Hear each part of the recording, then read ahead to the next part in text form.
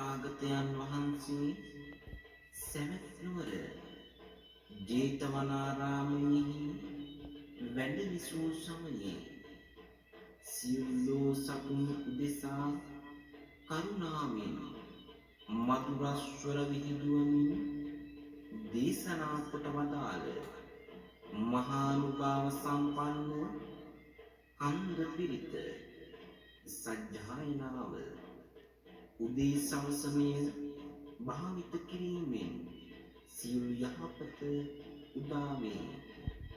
දුක් දුම්නස් නැති කරන කරදර විපත් දුරු කරන නිරන්තරයෙන් සිත සදන මේ උතුම් පිරිත් ධර්ම දේශනාව පින්වතුනි ඔබ සැදැහි සිතින් ශ්‍රවණය කරන්න. නමෝ තස් භගවතෝ අරහතෝ සම්මා සම්බුද්දස්ස. නමෝ තස් භගවතෝ අරහතෝ සම්මා සම්බුද්දස්ස. නමෝ තස් භගවතෝ අරහතෝ සම්මා සම්බුද්දස්ස. සුතං ඒකං සමයං භගවා සාවත්තියං විහෙරති ජේතවනී අනාථ පින්ඩිකං සාරාමේ තේන කෝපන සමනේන සාවත්තියං අඤ්ඤතරෝ බින්කෝ